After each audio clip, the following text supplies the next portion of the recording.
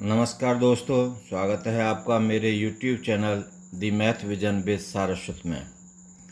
आज हम आपके सामने दो गेट एग्ज़ाम की प्रॉब्लम्स लेकर के उपस्थित हैं। आप इस चैनल पर नए हैं या अभी तक इस चैनल को सब्सक्राइब नहीं किया है तो कृपया सब्सक्राइब कर लें और नोटिफिकेशन बेल को भी ऑन कर लें, जिससे मेरे आने वाले वीडियो के बारे में आपको सबसे पहले पता चल सके।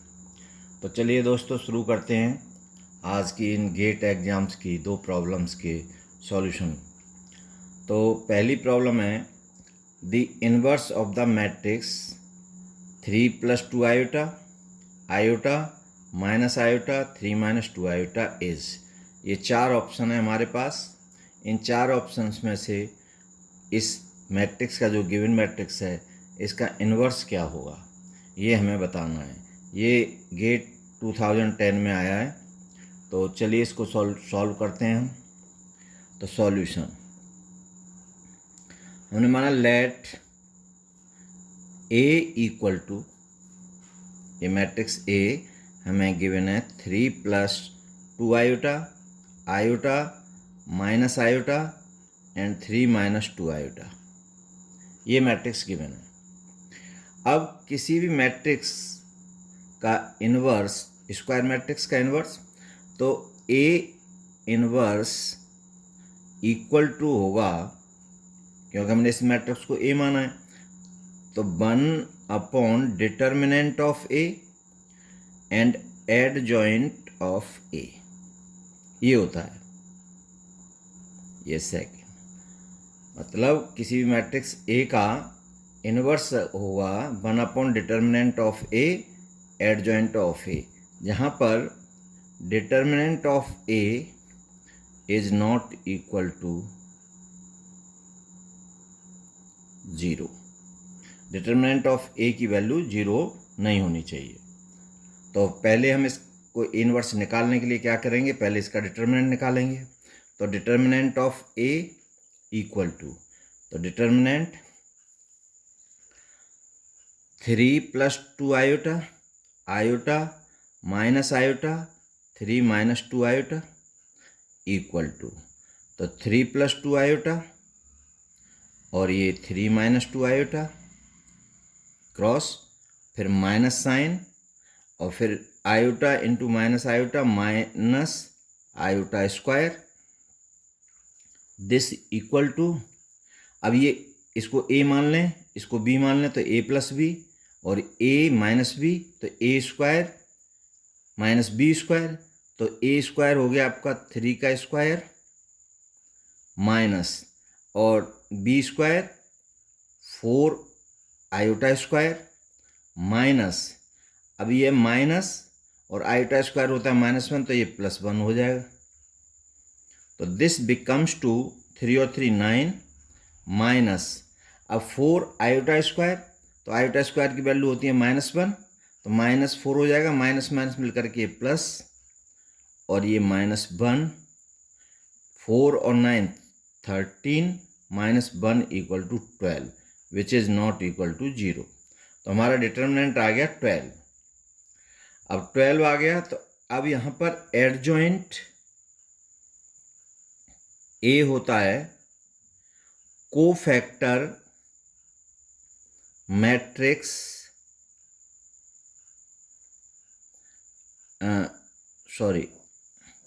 एडजॉइंट ए होता है कि transpose of cofactor matrix of A की कोफैक्टर मैट्रिक्स का ट्रांसपोज। तो हमने let C be cofactor matrix of A की हमने सी कोई कोफैक्टर मैट्रिक्स, तो सी इक्वल टू हुआ C11 C12 C21 C22। अब ये कोफैक्टर एलिमेंट्स हम कैसे निकालते हैं कि Cij इक्वल टू -1 की power i + j and minor of ij element, इससे हम ये मैट्रिक्स निकालेंगे, कोफैक्टर मैट्रिक्स के एलिमेंट। तो हमें निकालना है C11, मतलब फर्स्ट रो फर्स्ट कॉलम का कोफैक्टर एलिमेंट।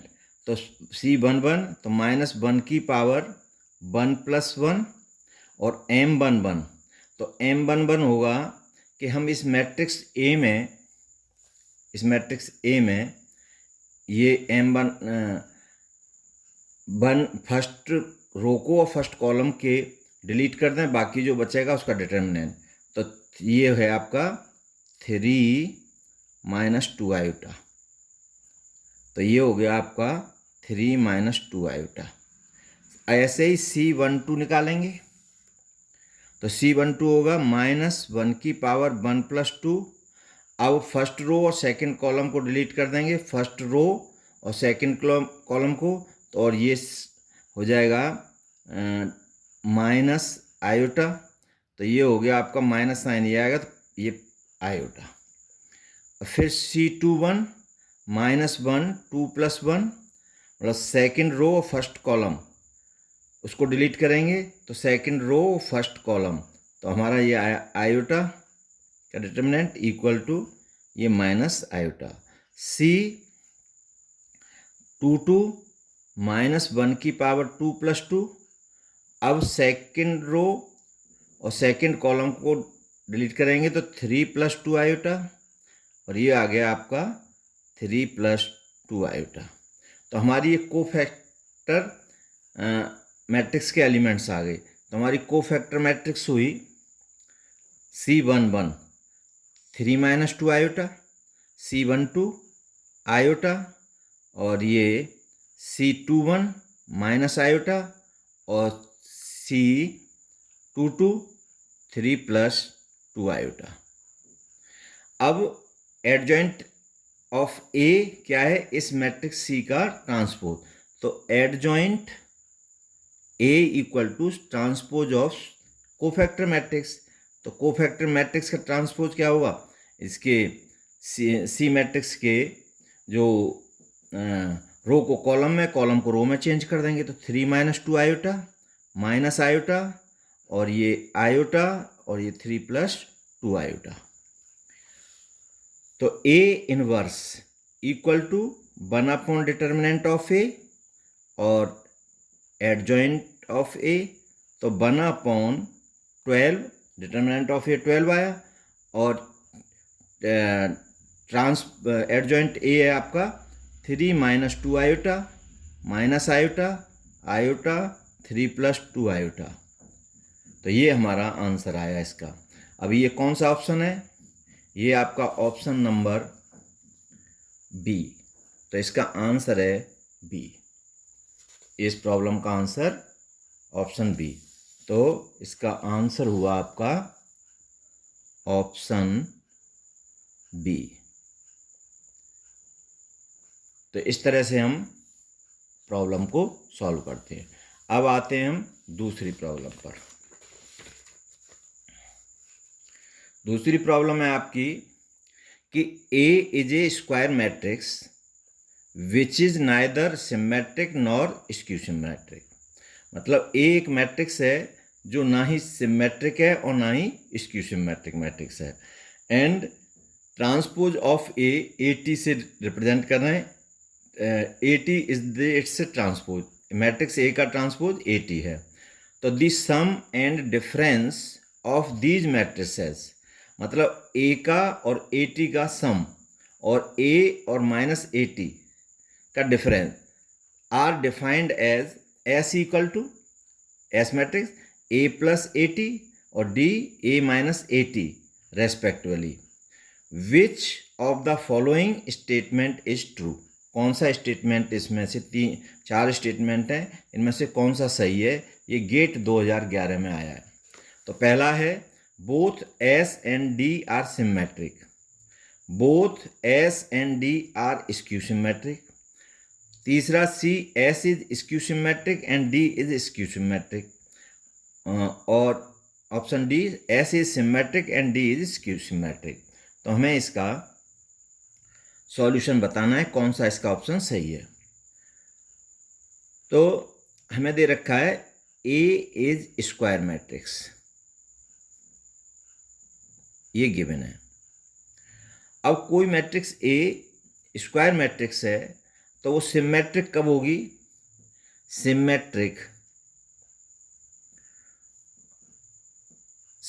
सिमेट्रिक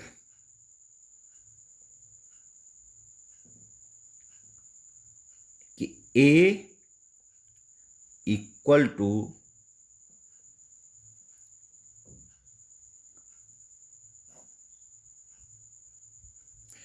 तो ए स्क्वायर मैट्रिक्स है तो सिमेट्रिक मैट्रिक्स होती है कि इस मैट्रिक्स का ट्रांसपोज करें तो A T equal to A आ जाए तो सिमेट्रिक होगी, सिमेट्रिक। और A transpose T equal to minus A हो जाए तो ये होगी स्क्यू सिमेट्रिक,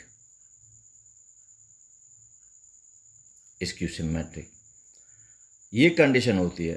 तो अब हमने एक प्रॉपर्टी पढ़ी है कि A square any square matrix, any square matrix